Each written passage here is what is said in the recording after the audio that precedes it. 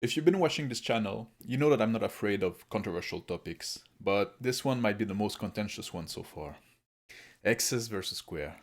Here's a warning, this video is going to contain some maths, not much and nothing too advanced, but I will bring up some numbers.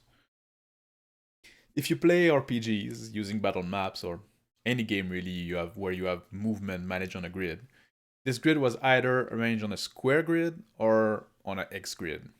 We are well aware of the flaws of the square grid, or should I say flaw, because it's mostly one issue that sends people looking for a better solution: the diagonal movement.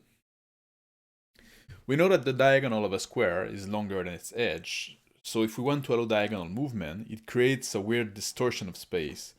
Basically, if a square has a side unit of 1, the diagonal will be 1.41 unit, the square root of 2. So that's a whole extra 0.41 unit of movement with every diagonal movement. Different game systems try to solve this problem differently. Well, some will just ignore it and say it doesn't matter, but those who do try to solve the issue will either go with diagonal movement costing 1.5 movement, or every diagonal movement alternating between costing 1 and 2 movement. Both those solutions more or less solve the distortion problem, but now instead of having a 0.41 distortion, we have a 0.09, which is not so bad. But both the solutions are a bit clunky, so why not just go with X's? With X's, you can move in 6 directions instead of 8, but the center of every X surrounding the one you start from is at the same distance. So this is it. The distortion problem is solved, right? Well, not so fast.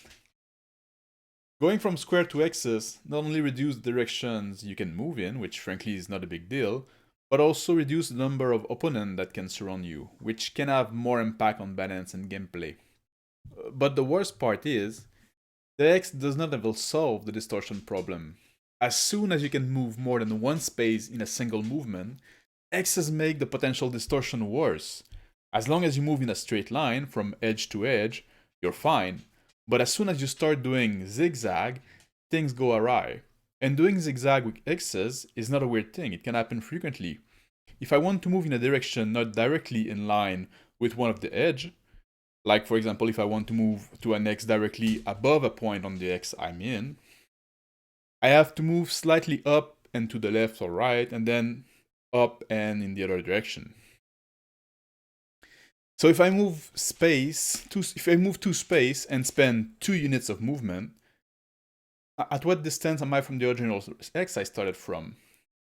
I'm at only about 1.70 units. So this distortion is 0.3 for 2 space, much more than the 0.18 that we get by counting diagonal on square as 1.5 unit of movement. And this problem is not insignificant. And since buildings are usually built as squares or rectangles, there's always going to be a direction that you'll want to move, that you have to move toward the point and do those weird zigzag. And that is not even talking about the other problem of mapping a squarish building on an X grid. What do you do with the wall that don't align with the X's? In one direction, it's not too bad, you can cut the point or have an extra little point as non-usable space. But on the other direction, you have a whole half X just hanging out there. So what do you do if you want a narrow corridor? You can't really have a corridor one space wide going in the point direction because you would have like 2 half space above you. You could make a corridor 1.5 space wide with an unusable half space alternating on the left and the right at every row. But if you decide to switch to X's to solve some clunkiness of the squares, you just traded it for a different form of clunkiness. One, in my opinion, that is worse. Especially when there's a better way to deal with diagonal movement on a square grid without having to count half or to alternate between 1 and 2 units of movement.